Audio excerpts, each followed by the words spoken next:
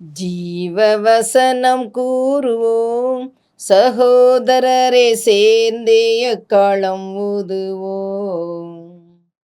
கர்த்தருடைய நாமம் உயர்த்தப்படுவதாக. கிறிஸ்துவுக்குள் அன்பானவர்களே, இந்த நாளிலும் ஜீவ வார்த்தை ஒன்றை கேட்போம். யோவான் எழுதின சுவிசேஷம் 16வது அதிகாரம் 18ஆம் வசனம் இப்படி சொல்லுகிறது.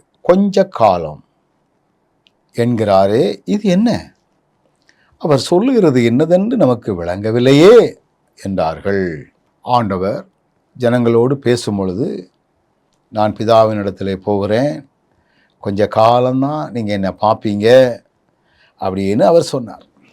எதை சொன்னார்? இந்த உலகத்தில் வாழக்கூடிய காலம் கொஞ்ச காலம். இயேசு கிறிஸ்துவுக்கு தன்னுடைய மரணத்தை குறித்து தெரியும். பிதாவினுடைய சித்தம் அவரில் என்ன இருக்கிறது என்பது அவருக்கு தெரியும். நமக்கு நம்முடைய மரணத்தை குறித்து நமக்கு தெரியாது. எனினும் ஆண்டவர் என்ன சொல்லுகிறார்னா, இந்த உலகம் நமக்கு கொஞ்ச காலம்தான், இந்த கொஞ்ச காலம் நம்ம இருப்போம். அவர் சொல்லுகிறார் பாருங்கள், அந்த கொஞ்ச காலத்திலும் ஆண்டவர் விரும்பக்கூடிய காரியத்தை நம்ம செய்யணும், அவ்வளவுதான். காணாத உலகம், ஆண்டவரை காணுகின்ற உலகம் அது.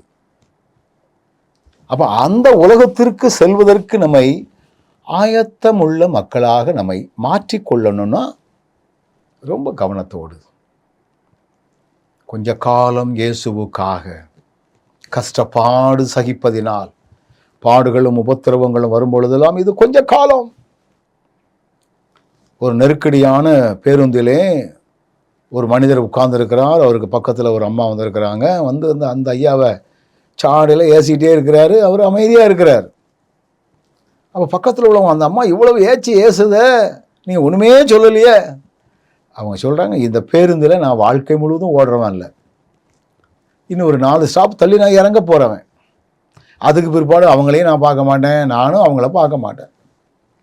இந்த இடைப்பட்ட இந்த காலத்தில் நமக்குள்ள ஈகோவில் நாம் சண்டை போட்டோம்னா, நான் என்னுடைய பலனை இழக்கணும், என்னுடைய மரியாதையை இழக்கணும், அப்படின்னு சொல்லி ஒரு விளக்கம் கொடுத்துட்டு ஒரு 3 ஸ்டாப் தந்த உடனே அவர் இறங்கி போயிட்டார். அதுபோல தான் இந்த காலம். இது சண்டை போடுகிற காலம் அல்ல, நீயா நானா என்று போட்டு பார்க்கிற ஒரு காலம் இது அல்ல.